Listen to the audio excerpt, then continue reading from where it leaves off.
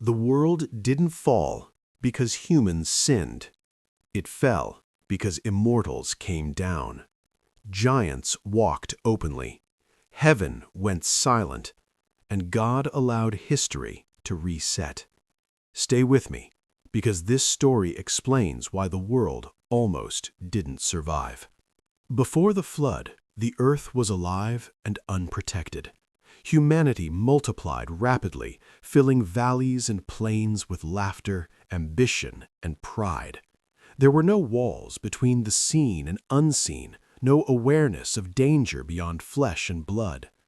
Above this growing world, ancient beings watched, sons of God, immortals assigned to observe, not interfere. But observation slowly turned into fascination. They studied humanity's creativity, their beauty, their freedom. Desire crept in unnoticed.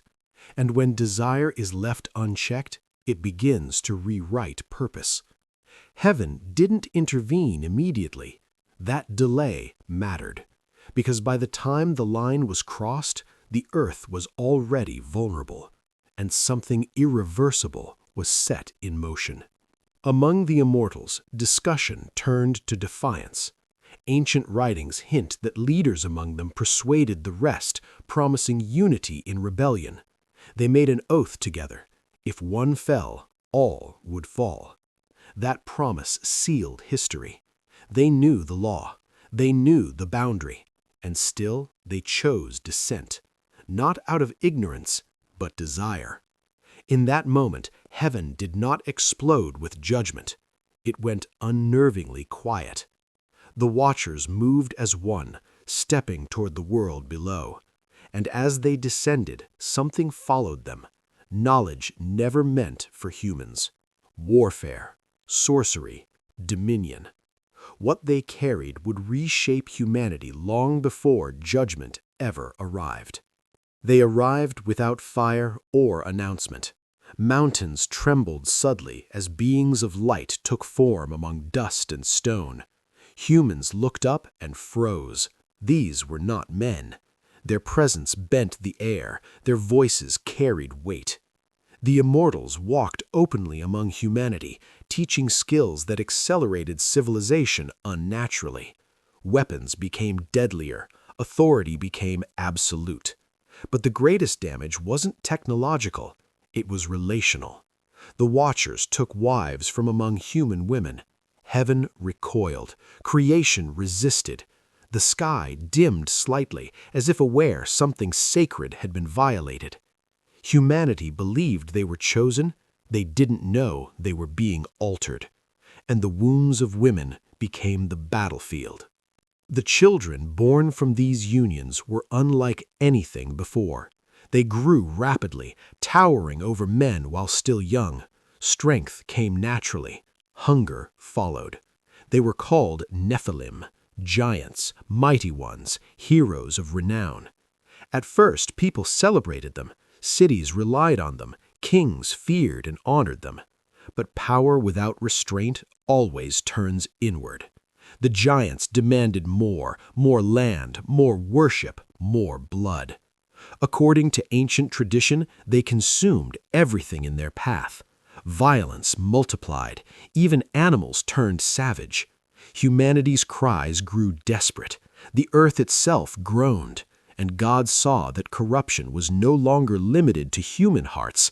It had infected creation itself. The giants ruled openly now. War became constant. Mercy disappeared. Bloodshed became normal. Humanity no longer feared God. They feared the Nephilim. The Watchers had lost control of their own offspring, but rebellion had already gone too far. The earth was filled with violence, exactly as Genesis records. Every intention of humanity's heart bent toward destruction. This wasn't a temporary collapse, it was systemic. A world designed for order had been rewritten by forbidden influence. Heaven could no longer delay. Judgment was no longer reaction, it was necessity.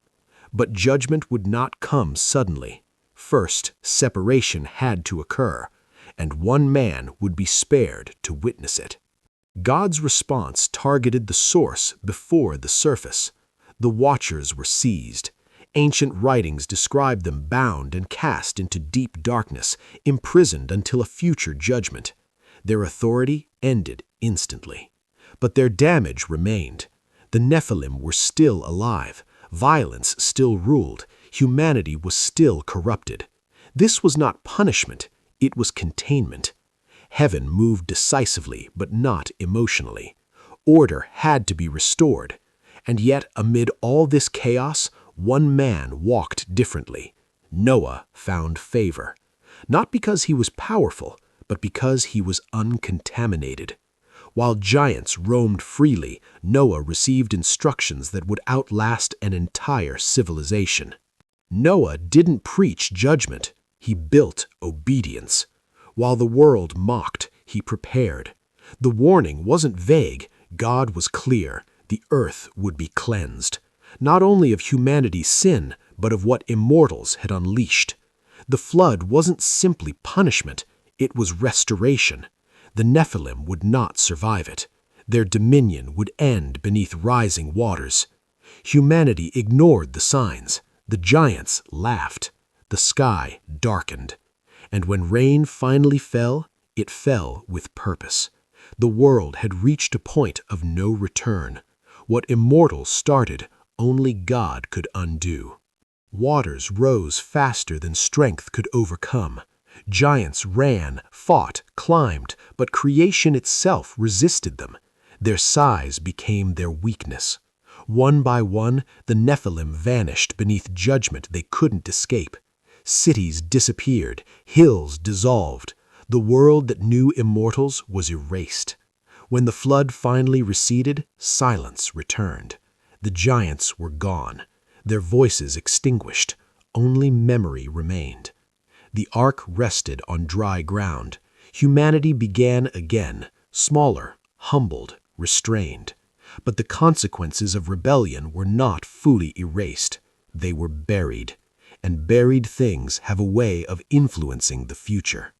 Genesis doesn't dwell on the Nephilim. It mentions them briefly, then moves forward. That silence feels intentional, because some knowledge doesn't bring peace, it brings fear. The Bible records what we need, not everything that happened. Yet traces remain. Later scriptures reference giants again. Echoes of the past resurface. The unseen world was never destroyed, only restrained. Immortals no longer walked openly among men, but spiritual conflict continued. Humanity lived on, unaware of how close the disaster once was. The flood wasn't just an ending, it was a warning etched into history. There was a time when heaven crossed the line and the earth paid the price.